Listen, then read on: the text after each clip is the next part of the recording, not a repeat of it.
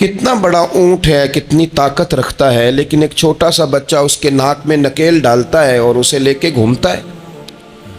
اللہ تبارک و تعالیٰ نے اسے اشرف المخلوقات بنایا ہے۔ اتنے بڑے جہاز ایک انسان کے قبضے میں دے دیے ہیں، وہ جب چاہتا ہے جہاز اڑتا ہے، جب چاہتا ہے اسے زمین پہ اتار لیتا ہے۔ اللہ کی دی ہوئی طاقت سے ملکوں کو سر کرنا، بڑی بڑی ٹیکنالوجی کو ایجاد کرنا خدا نے اپنی توفیق سے اسے عطا کیا۔ اور پھر اگر وہ مسلمان ہے، پھر اگر وہ حضور کا غلام ہے، تو پھر تو فرمایا کنتم خیر امت اخرجت للناس، انسان ساری مخلوق میں افضل ہیں، اور میرے محبوب کا کلمہ پڑھنے والے سارے انسانوں میں سب سے افضل ہیں۔ ان کو اللہ نے اور زیادہ فضیلتوں سے، برکتوں سے مالا مال کیا۔ یہ وہ مخلوق ہے، یہ وہ لوگ ہیں، یہ وہ امت ہے کہ جو صرف ارادہ کرتی ہے نیکی کا۔ پیر اجمل رضا قادری کے بیانات سننے کے لیے ہمارا چینل AR قادری کو سبسکرائب کریں۔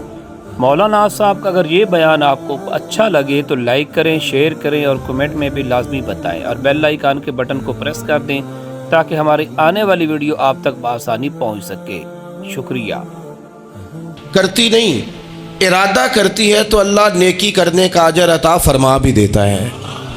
یہ ابھی پلان کرتی ہے کہ میں یہ کام کروں گا تو رب اس کا ثواب شروع بھی فرما دیتا ہے، لیکن پتہ نہیں کیا ہو گیا ہے لوگوں کو، نیکی کے ارادے کرنے ہی چھوڑتے جا رہے ہیں، نیکی کی منصوبہ بندی کرنی ہی چھوڑ دی ہے، خیر کے لیے پلان کرنا ہی چھوڑ دیا ہے۔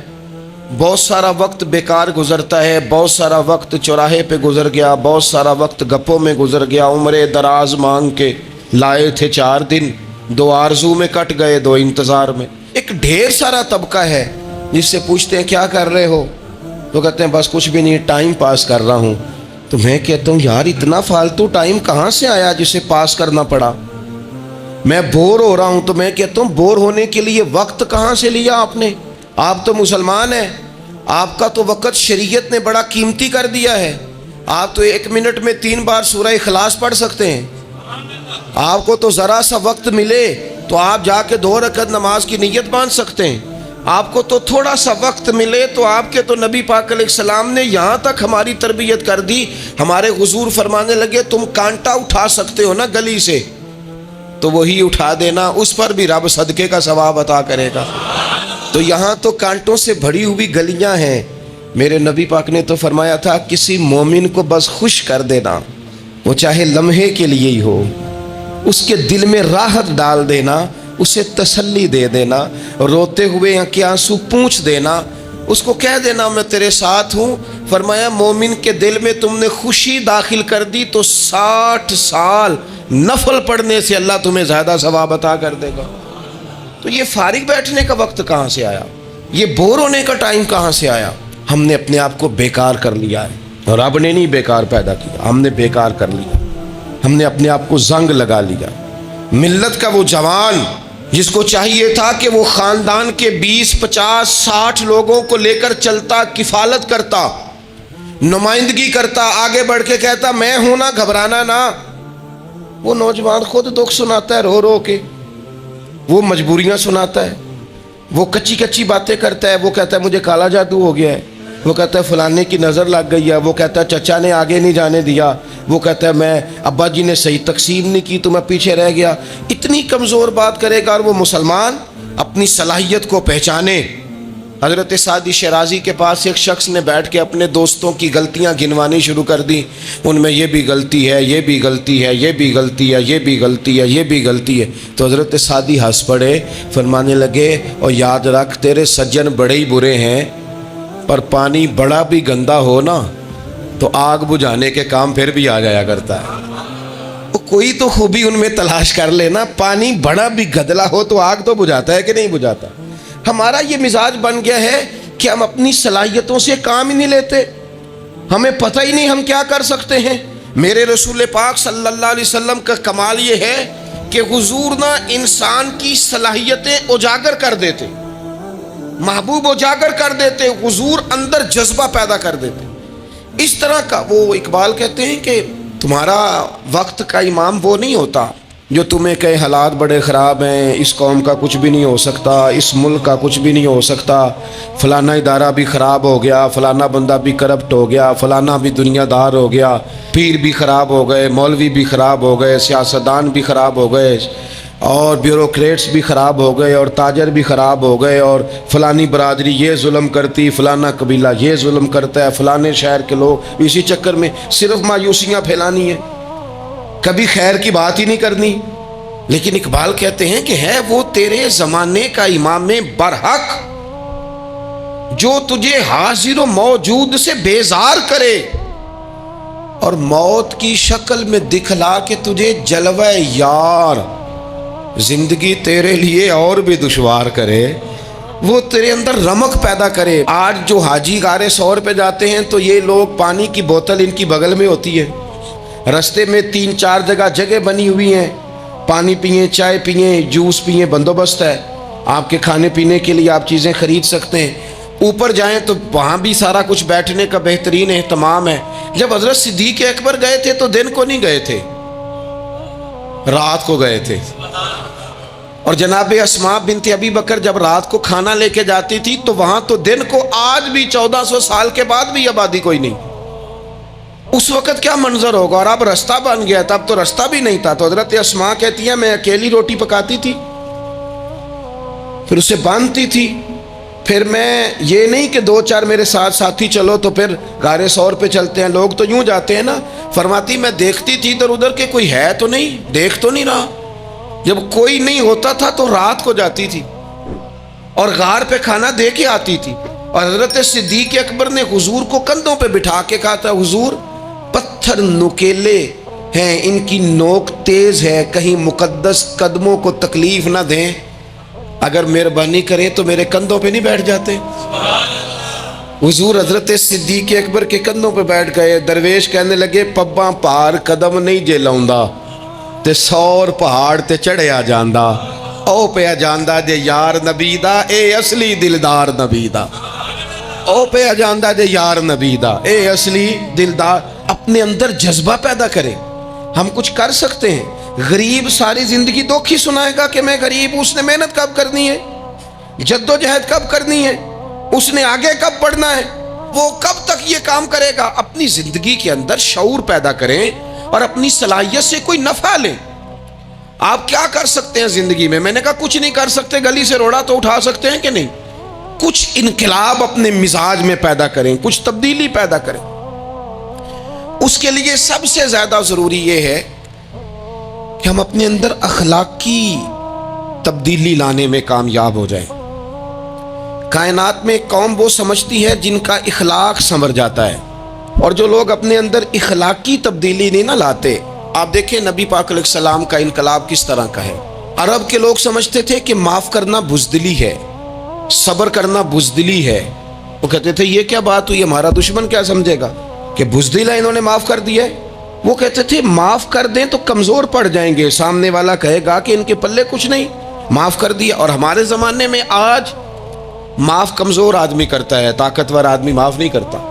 وہ جس کے پاس طاقت نہیں ہوتی وہ کہتا ہے ٹھیک ہے میں نے اللہ پہ چھوڑ دیا، حالانکہ اس نے بھی اچھا کیا، پر کمال تو یہ ہے کہ تیرے پاس ساری طاقت ہو پھر بھی تو فیصلہ اللہ پہ چھوڑے۔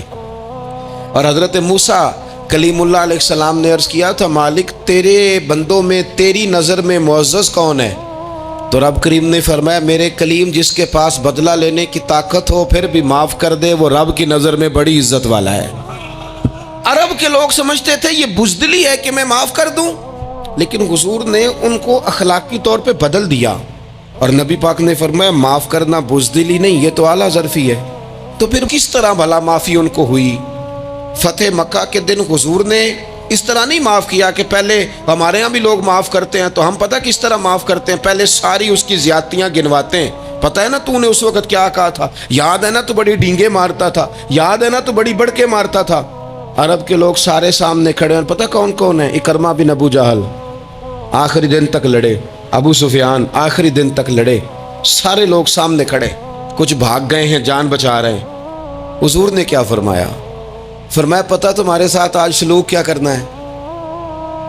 یا رسول اللہ بتائیے۔ تو نبی پاک نے فرمایا وہی کرنا ہے جو جناب یوسف نے بھائیوں کے ساتھ کیا تھا، بات ہی کوئی نہیں کرنی، پچھلا قصہ چھیڑنا ہی نہیں، نہ کانٹے بچھانے کی بات کرنی ہے، نہ روڑے مارنے کی کرنی ہے، نہ بدر میں آنے کی کرنی ہے، نہ احد میں پتھر مار کے دانت شہید کرنے کی بات کرنی ہے، نہ خندق کی بات کرنی ہے، نہ خیبر کی کوئی بات، جاؤ نہ معاف کیا، بات ہی کوئی نہیں کرنی، معافی دے دی۔ ابو سفیان کہنے لگے حضور مجھے بھی معافی ہے۔ سونیا تیرے کرم پہ قربان جاؤں۔ میرے کریم فرمانے لگے تو قبیلے کا سردار ہے، مکہ شریف کے لوگ تجھے بڑا سمجھتے ہیں، دیکھ حضور معاف بھی کرتے ہیں اور عزت بھی دیتے ہیں۔ فرمایا جا میں نے تجھے معاف کیا، اور جو تیری حویلی میں آ کے پناہ لے لے گا میں اسے بھی معاف کر دوں گا، اسے بھی معافی مل جائے گی جو تیرے گھر آ جائے گا۔ اب تبدیلی آ گئی، وہ جو اندر کفر تھا وہ ٹوٹ گیا، انقلاب آ گیا۔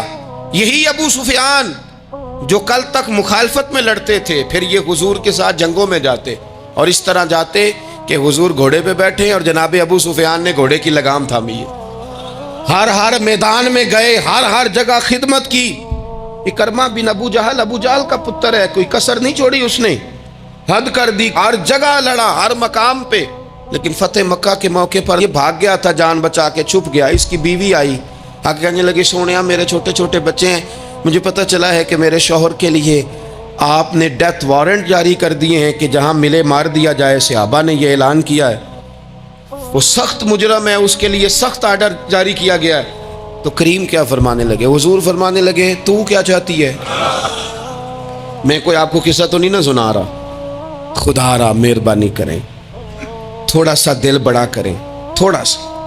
وہ ساس کہتی ہے جی میں کہ میں معاف کر دیا جی، تو انہوں پتہ نہیں پیر صاحب میرے اندر زخم کتنے نے، مثلا کیا ہے، گولی مار دی ہے کسی نے کسی کو۔ بہو سے کہیں تو کہتی ہے جی میں معاف کر دوں، اس کو معاف کر دوں، آپ کو بتاؤں اس نے تکلیف کتنی دی۔ مہربانی کرو ایک دوسرے کو معاف کرو، اپنے دل میں گنجائش پیدا کرو۔ اس بندے کی بات ہو رہی ہے جو باپ سے لگا ہوا ہے مخالفت کرنے، ابے نے بھی ظلم کیے، اس نے بھی کیے۔ حضور اس کی بیوی سے کہتے ہیں کیا چاہتی ہے؟ کہنے لگی حضور معاف کر دیں اسے۔ تو نبی پاک صلی اللہ علیہ وسلم نے فرمایا ٹھیک ہے، یہاں تو معافی کا دروازہ تو سب سے زیادہ کھلا ہوا ہے، تو کہتی ہے تو چلو ٹھیک ہے معاف کیا، ہو گئی بات۔ اس نے جا کے جہاں چھپا ہوا تھا اسے کہا اکرمہ حضور نے تجھے معاف کر دیا۔ کہنے لگا کوئی کرنے والی بات کر، وہ معاف کرتے ہیں مجھے پتہ ہے، بڑا کرتے ہیں، پر جو میں نے کیا ہے وہ معافی والا نہیں۔ مجھے معافی ہو سکتی ہے، یہ کیسے ہو سکتا ہے، یہ کیسے ہو گیا، ہو ہی نہیں سکتا۔ اس کی بیوی پھر آئی، کہنے لگی حضور وہ مانتا نہیں، یہ تاریخ صرف میرے رسول کی ہے، یہ سیرت صرف میرے رسول کی ہے، کہ جس کو معاف کیا جا رہا ہے اس کی سمجھ میں بات نہیں آ رہی کہ بھلا مجھے معاف کر دیا ہے۔ حضور کہتے ہیں اچھا تو بتا وہ کیسے مانے گا؟ کہنے لگی حضور اگر کوئی نشانی دے دینا، عرب کے لوگ تلوار دے دیتے تھے، زرہ دے دیتے تھے، پگڑی دے دیتے تھے، چھڑی دے دیتے تھے، یہ دلیل ہوتی تھی کہ فلاں نے نشانی دے دی۔ اگر کوئی مل جائے نا نشانی، محبوبہ اس طرح تو کوئی نہیں کرتا جیسے آپ کرتے ہیں۔ کریم نے اپنے سر سے پگڑی اتاری اور فرمایا میری پگڑی بطور علامت کے نشانی کے لے جا، اسے کہہ دے میں نے معاف کیا۔ اب اکرمہ کو معافی ہو گئی، وہ آ رہے ہیں، یوں اخلاق بدلتے ہیں، وہ آ رہے ہیں۔ یہاں کوئی بڑا آدمی آئے نا تو پہلے اعلان ہوتا ہے فلاں بن فلاں صاحب آ رہے ہیں، اب ان کو دعوت دیتے ہیں، لیکن وہ اعلان چھوٹا کرتا ہے بڑے کے لیے۔ یہاں انوکھا باب ہے، اکرمہ کلمہ پڑھنے آ رہے ہیں، نبی پاک سے صحابہ سے کیا فرما رہے ہیں؟ فرمایا وہ کلمہ پڑھنے آ رہا ہے، اطاعت قبول کر کے آ رہا ہے، سر تسلیم خم کر کے آ رہا ہے، اس کے سامنے اس کے باپ کے کسی ظلم کا اظہار نہ کرنا۔ اس کے باپ نے بڑے ظلم کیے ہیں، زیادتیاں کی ہیں، ہم تذکرہ یہاں ہوتا ہے، لیکن اس کے سامنے نہ کرنا، اس کا تو ابا ہے نا، اس کا تو باپ ہے نا، کوئی بات نہ کرنا، اسے تکلیف ہوگی۔ کس کے لیے؟ صحابہ رو رہے ہیں، حضور یہ کس کے لیے تیاری کرا رہے ہو؟ وہ آ گئے، قدموں سے لگ گئے، کلمہ پڑھ لیا، کھول کے روئے، حضور میرے لیے بھی معافی ہے؟ تو کریم نے فرمایا ہاں میں رحمت والے رب کا رحمت والا رسول ہوں، ہے نا معافی۔ اکرمہ مسلمان ہو گئے، پھر تلوار کو صاف کر کے کہنے لگے سونیا پہلے یہ اسلام کی مخالفت میں لڑتی تھی، اب حمایت میں لڑے گی۔ مجھے بتائیں، ایک ایک گلی اکرما گئے اسلام کی حمایت میں تلوار لے کے، ایک ایک گلی۔ اور آپ پچھلے جہاد میں بھی گئے تھے، اس جہاد میں نہ جائیں تو کہنے لگے کفارہ نہیں ادا کرنا، پچھلے داغ نہیں صاف کرنے، میں جاؤں گا، گلی گلی جاؤں گا، نگر نگر جاؤں گا، جھنڈا لے کے جاؤں گا، میں بتاؤں گا کہ جب کوئی مدینے والے کے پاس آئے تو رب دل بدل دیا کرتا ہے۔ انقلاب آتے ہیں، عادتیں بدلتی ہیں، طبیعتوں میں تغیر آتا ہے، کون کہتا ہے نہیں آتا؟ میں جاؤں گا۔ حمص میں حضرت عمر کے زمانے تک اکرما لڑے، سالوں میدان میں رہے اسلام کی حمایت میں، اور پھر حمص کے میدان میں حضرت عمر کے دور میں لڑتے ہوئے شہادت کی موت اللہ نے انہیں عطا فرمائی۔ یہ آپ دیکھیں حضرت خالد بن ولید کون ہے؟ کہنے لگے حضور میں تو بڑی شدت سے اسلام کے خلاف لڑتا تھا، میری غلطیاں بھی معاف ہو جائیں گی؟ تو حضور فرمانے لگے اسلام پچھلے سارے معاف کرا دیا کرتا ہے، نئی زندگی کا آغاز ہو جاتا ہے، نئی زندگی کا آغاز ہوتا ہے۔ حضور نے فرمایا جو رمضان میں عبادت کر لے نا، ایمان کے ساتھ رمضان میں عبادت کر لے، اللہ اس کے پچھلے سارے معاف فرما دیتا ہے۔ اب وہ نئی زندگی کا آغاز کرے۔ جس نے شب قدر پہ رو رو کے توبہ کی ہے وہ رمضان کے بعد کرپشن چھوڑ دے، جھوٹ چھوڑ دے، بددیانتی چھوڑ دے، دل دکھانا چھوڑ دے۔ جس نے رمضان میں روزے رکھے، تراویح پڑھی ہے، وہ نئی زندگی کا آغاز کرے۔ خدا کی رحمت سے گناہ معاف ہو گئے، اب وہ آگے بڑھے۔ نبی پاک علیہ السلام نے فرمایا جو اللہ کے گھر کا حج کار آیا وہ اس طرح ہے جس طرح آج ماں کے پیٹ سے پیدا ہوا ہے۔ اب نئی زندگی کا آغاز کرے، اب وہ اپنی عادات میں تبدیلی لائے، اب وہ بدل جائے۔ میں کس درد سے یہ بات آپ سے کروں کہ 50 لاکھ مسلمان ہر سال حج کرتا ہے، اگر 25 لاکھ کا کردار بھی ٹھیک ہو جائے تو سال کا 25 لاکھ با کردار مسلمان اگر دنیا کو دیا جائے تو بتائیے امت مسلمہ کا سر کتنا اونچا ہوگا۔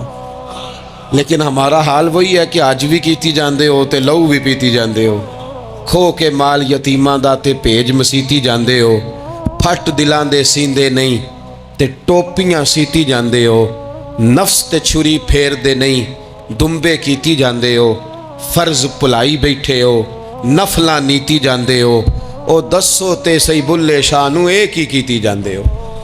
بات وہی ہے کہ کعبے گئے، مدینے گئے، کربلا گئے، جیسے گئے تھے گھوم پھر کے ویسے ہی آ گئے۔ کچھ تبدیلیاں اپنے مزاج میں لائیں، اپنی عادات میں لائیں۔ حضرت خالد بن ولید نے کہا حضور سارے گناہ معاف ہو گئے؟ فرمایا ہو گئے۔ حضرت خالد بن ولید نے پھر اپنی تلوار تھامی اور جناب خالد بن ولید پھر اس طرح میدانوں میں نکلے کہ نبی پاک نے فرمایا اب یہ خالد نہیں، یہ تو سیف اللہ ہے، یہ تو اللہ کی تلوار بن گیا ہے۔ اس جذبے سے، شوق سے اپنے مزاج کو تبدیل کر کے اس طرح میدان میں آئے، فرمایا اب یہ اللہ کی تلوار ہے۔ پورا وجود زخمی کرایا اور ساری زندگی اسلام کی حمایت میں تلوار چلائی۔ ہم بدل سکتے ہیں، تبدیلی آ سکتی ہے، ہمیں بدل جانا چاہیے۔ بہلول دانا سے کہا تھا ہارون رشید نے کہ مجھے کوئی نصیحت کر دے، میں بادشاہ ہوں، سخت دل ہو جاتا ہے کئی دفعہ۔ تو حضرت بہلول دانا کہنے لگے میں کیا نصیحت کروں، آپ کا باپ کہاں ہے؟ کہنے لگے قبرستان میں۔ کہا ایک بڑا بھائی بھی تھا، بڑا پیار کرتا ہے، سنا آپ سے، کہاں ہے؟ کہا قبرستان میں۔ تو کہا وہ ایک چچا زاد بھی آپ کے ساتھ میں نے دیکھا ہے، کہا وہ بھی قبرستان میں۔ یاد کرانا شروع کیا حضرت بہلول نے، فرمایا وہ ننہال والے، ددہال والے، وہ ماموں، وہ چاچو کا سب قبروں میں۔ آخری جملہ کہا، فرمایا تیرا ایک پتر بھی تھا، چڑھتی جوانی تھی، قد اونچا تھا، رنگ گورا تھا۔ ہارون رشید رو پڑے، کہنے لگے حضور وہ بھی قبرستان میں۔ تو فرمایا جس نے اتنے جنازے پڑھے ہوں اسے میں نصیحت کروں؟ تیرا کیا خیال ہے، تو نے نہیں جانا؟ یارو ہم نے اپنے کئی کلاس فیلوں کے جنازے پڑھے ہیں، بڑا پیار تھا میرا اپنی دادی کے ساتھ۔ تو 97 میں وہ انتقال کر گئیں، دادا ابو چلے گئے، اماں جی چلی گئیں، ابا جی چلے گئے، نانا چلے گئے، پھپھا چلے گئے، دوست چلے گئے۔ یہاں پچھلے سال کئی سنگی تھے، اس سال نظر نہیں آتے، رخصت ہو گئے۔ او سنگیو یہ تو ساری تیاری ہے، ہم نے بدلنا کب ہے؟ اب تو ہمارا بڑھاپا آنے کو ہے، اب تو بال سفید ہونے کو۔ تبدیلی کس وقت؟ اللہ تعالیٰ نے कुरान मजीद फुरकान हमीद के अंदर फरमाया अल्लाहु वलियुल्लज़ीना आमनू युखरिजुहुम मिनज़्ज़ुलुमाति इलन्नूर। अल्लाह मोमिनों का वली है, वो इन्हें अंधेरों से नूर की तरफ निकालता है, वो रास्ता दिखाता है। बार बार राह खुलती है हमारे सामने पर हम कबूल करने को तैयार नहीं होते। कुछ तब्दीली अब आ जाए, कुछ ज़ुबान में मिठास आ जाए, कुछ हमारे अमल में पुख्तगी आ जाए। हम ना बहुत सारे काम लोगों को देख कर करते हैं, इससे थोड़ी जान छुड़ाई जाए। कुछ अपने अंदर जो कबाहते हैं, कुछ अपने साथ जंग की जाए। नबी पाक अलैहिस्सलाम ने फरमाया अफजल जिहाद अपने नफ्स से लड़ाई करना है, अपने आप के साथ कुछ जद्दोजहद की जाए, कुछ अपने खिलाफ भी चला जाए। सारी जिंदगी दूसरों से लड़ते, दूसरों पर अपनी गलतियों का बोझ डालते गुजर गई, कुछ अपने नफ्स पर भी। हजरत बायज़ीद बुस्तामी से किसी ने कहा हुजूर मैंने अल्लाह तक जाना है, रास्ता बता दें। फरमाया 2 कदम का रास्ता है। फरमाया 1 कदम अपने नफ्स की ख्वाहिश पे रख ले तो दूसरा कदम तेरा रब तक पहुंच जाएगा। तू अपने आप को कंट्रोल नहीं ना करता, अपने आप से तो लड़ पहले। इकबाल कहते हैं ढूंढता फिरता हूं ए इकबाल अपने आप को, आप ही गोया मुसाफिर आप ही मंजिल हूं मैं। नबी पाक ना तब्दीली करते। ये जो लोग कहते हैं ना कैसे बदलूं, तो हुजूर बदलने ही तो आए हैं, हुजूर बदलने। हजरत माज़िन एक सहाबी हैं, वो कहते हैं मैं बुत की पूजा करता था। इमाम बहकी ने लिखा है मैं बुत पूजता था। एक दिन मेरे बुत के अंदर से आवाज आ गई तू कब तक मुझे पूजेगा, मदीने में तो हुजूर जलवा फरमा हो गए हैं। कहते हैं 2 दफा 3 दफा बुत मुझे पैगाम दे रहा है कि हुजूर की तरफ जाओ। बुत कहते हैं मैं वहां से चला, हुजूर की बारगाह में पहुंचा तो नबी पाक अलैहिस्सलाम की खिदमत में हाजिर होकर मैंने अर्ज़ की या रसूल अल्लाह कमाल हो गई, लोग बुतों को पूजते हैं और मेरा बुत कह रहा था जा जाके हुजूर का कलमा पढ़ ले। ओ सुकियां खजूरां उगा जामदे ते पत्थरां तो कलमा पढ़ा जामदे। फरमाया वो उन्होंने मुझे बुत ने भेजा है। हज़रत माज़िन कहते हैं हुजूर की बारगाह में आया, नबी पाक ने कलमा पढ़ाया तो मैंने अर्ज़ की हुजूर मेरे अंदर कुछ कबाहतें भी हैं, किसी की चीज़ देख के मेरा जी ललचा जाता है, मैं चोरी कर लेता हूँ, बदकारी का भी मिजाज है, शराब नोशी भी हो जाती है। कहते हैं हुजूर ने मेरे सीने पे हाथ रखा, मेरे लिए दुआ कर दी।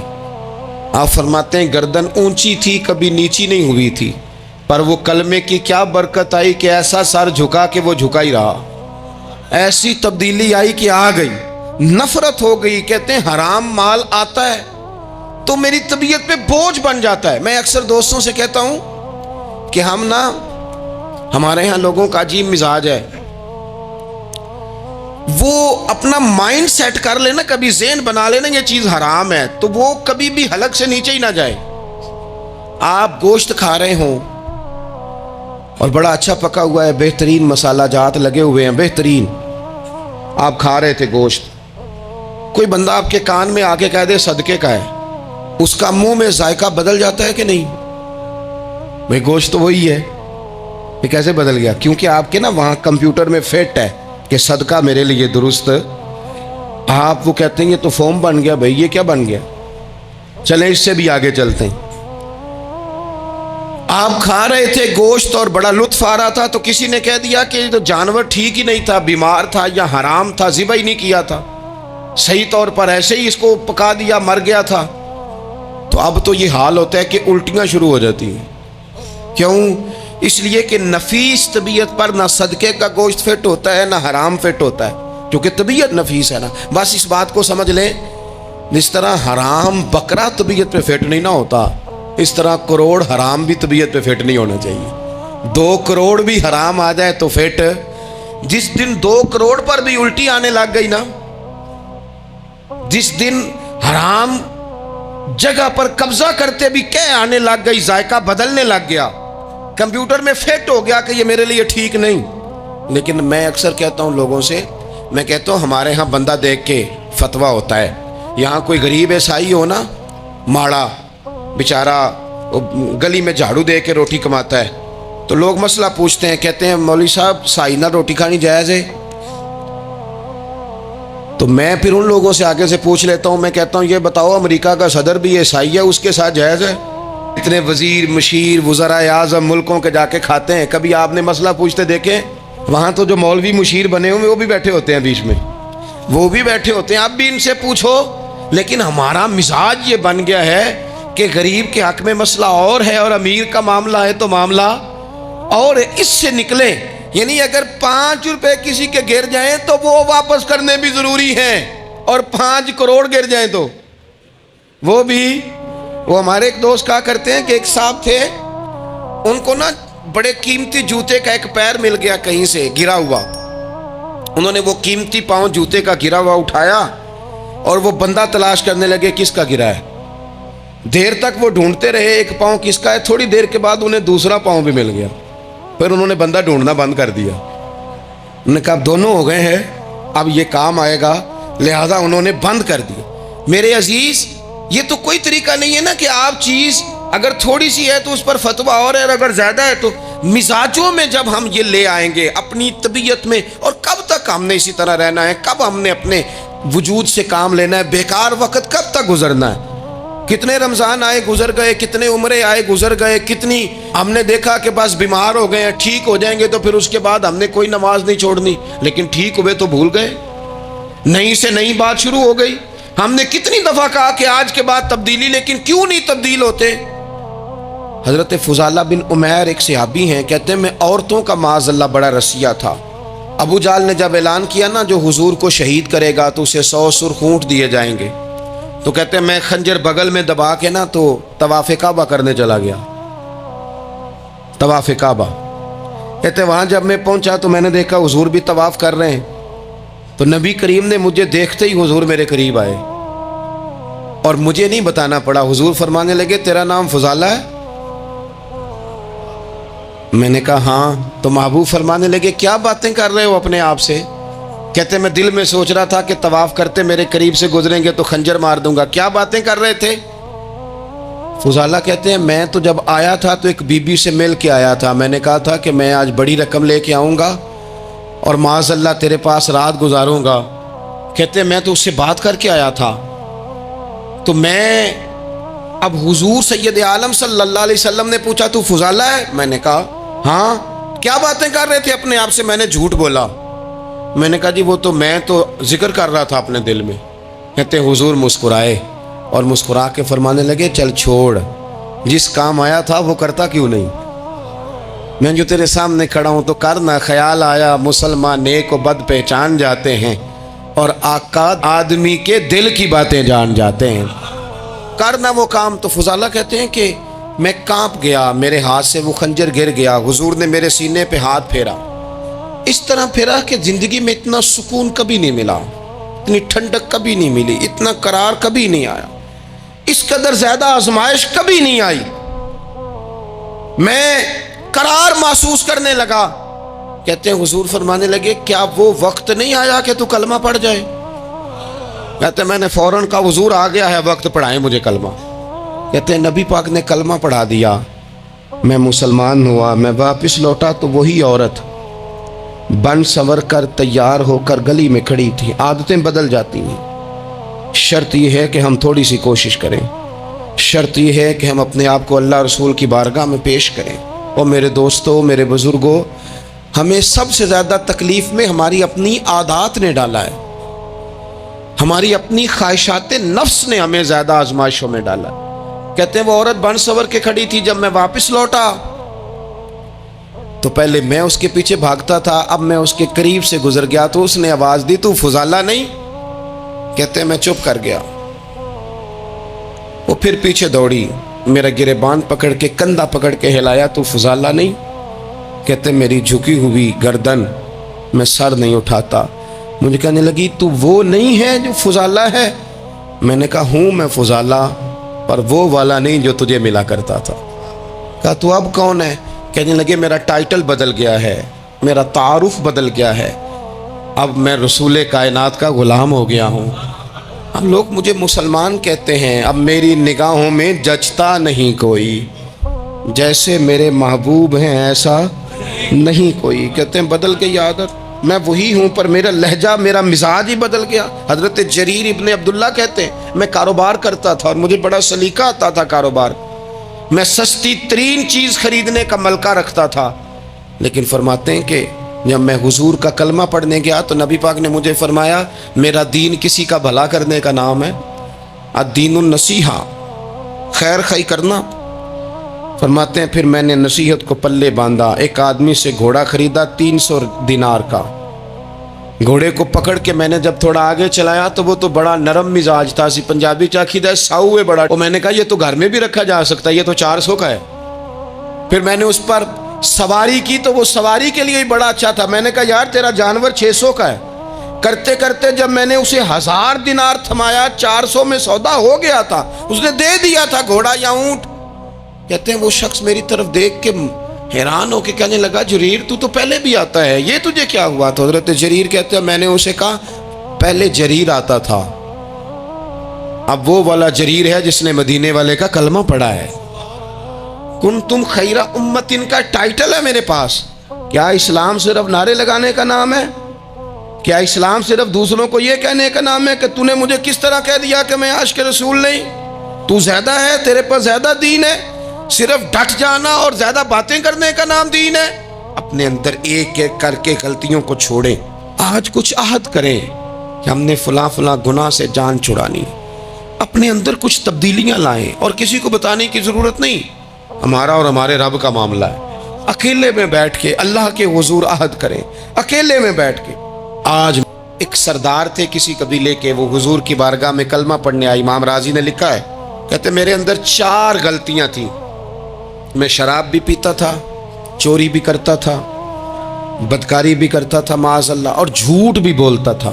حضور کی بارگاہ میں آیا، عرض کی یا رسول اللہ بچپن سے لے کر یہ بیماریاں لگ گئیں، بڑی کوشش کی، ابا نے بڑا مارا، لوگوں نے بڑا کہا، چھوٹی نہیں، اور میں چھوڑ سکتا بھی نہیں۔ ان کا خیال تھا نا جس طرح ہمارا خیال ہوتا ہے فلانی چیز نہیں چھوڑ سکتے، میں چھوڑ سکتا بھی نہیں۔ حضور ایک چھوڑ سکتا ہوں، ایک چھڑوا لیں آپ اور کلمہ پڑھا دیں۔ حضور نے فرمایا بالکل ٹھیک ہے، تو ایک چھوڑ دے۔ یا رسول اللہ کون سی؟ فرمایا جھوٹ نہیں بولنا۔ جھوٹ، وہ شراب بھی پیتے ہیں، وہ کہتے ہیں میں بدکاری بھی کرتا ہوں، چور بھی ہوں۔ حضور نے کیا فرمایا؟ جھوٹ۔ کیا ان سارے کاموں سے زیادہ سخت تھا حضور نے اس سے منع کیا؟ جھوٹ نہیں بولنا بھائی۔ کہتے ہیں سونے وعدہ ہو گیا۔ سیدھے سادے آدمی تھے، دیہاتی سردار تھے، گھر چلے گئے۔ کہتے ہیں جب وہ شراب کے قریب جانے لگا تو دل میں خیال آیا کہ حضور کے پاس شراب پی کے جاؤں گا، اگر کسی نے پوچھا کہ پی ہے تو جھوٹ تو بولنا نہیں، سچ بولوں گا تو حال کیا ہوگا بھلا؟ وہاں کیفیت کیا ہوگی کہ میں شراب پی کے یہاں آتا ہوں حضور کی بارگاہ میں، مجھ پہ تو حد لگے گی۔ کہتے ہیں لہذا شراب بھی چھوڑ دی، اٹھا کے ماری دیوار کے ساتھ۔ کہتے ہیں میں چوری کی طرف ہاتھ بڑھانے لگا تو میں نے کہا صبح اگر کسی نے پوچھا کہ میری چوری کس نے کی ہے، جھوٹ بولنا نہیں، اور اگر سچ بولا تو سوسائٹی میں عزت کیا رہے گی؟ دفع کرو، جو اللہ نے روکھا سوکھا دیا وہی ٹھیک ہے۔ کہتے ہیں گلی سے گزر رہا تھا، اس عورت نے پھر آواز دی، اس کی طرف جانے لگا اور قریب گیا تو وہ پوچھتی ہے سنا ہے تو نے کلمہ پڑھ لیا ہے؟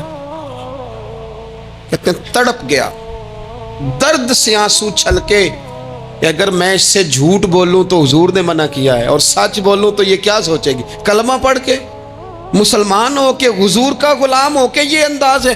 کہتے وہاں سے بھی آ گیا، آ کے نا پیچھے ہو کے بیٹھ گیا، پیچھے حضور تقریر کر رہے تھے، پیچھے ہو کے بیٹھ گیا، غور سے حضور کا چہرہ دیکھ رہا ہوں، غور سے دیکھتا جا رہا ہوں، دنیا کہیں اور دیکھ رہی ہے اور میں حضور کا چہرہ دیکھ رہا ہوں۔ سر سے لے کر پاؤں تک تنویر ہی تنویر ہے، جیسے منہ سے بولتی قرآن کی تفسیر ہے۔ سوچتی تو ہوگی دنیا مصطفیٰ کو دیکھ کر بھلا وہ مصور کیسا ہوگا جس کی یہ تصویر ہے۔ کہتے میں غور سے چہرہ دیکھ رہا ہوں، حضور کی خدمت میں گیا سلام لینے تو محبوب نے مسکرا کے دیکھا تو میں نے کہا سونیا قربان جاؤں، میرا ایک جھوٹ چھڑوایا ہے، میری ہر شے چھوٹ گئی ہے، ختم ہو گیا سارا کچھ ہی، یہ مہربانی ہو جائے گی انشاءاللہ۔ اپنے آپ سے بات کریں، کوشش کریں کہ ہم نے زندگی میں جھوٹ نہیں بولنا، آپ سچ بولیں۔ میری ملک کے لیڈر اگر قوم کو صرف سچ بتائیں ہمارے پاس کیا ہے، ہم کتنا سروائیو کر سکتے ہیں، کہاں تک جا سکتے ہیں، آپ یقین کریں قوم کا اعتماد قائم رہے۔ اگر ہم اپنے بچوں سے سچ بولیں، اپنے دوستوں سے سچ بولیں، اپنے محبت کرنے والوں سے سچ بولیں، ہمارا اعتماد نہیں خراب ہوگا، اعتماد قائم رہے گا۔ وہ ایک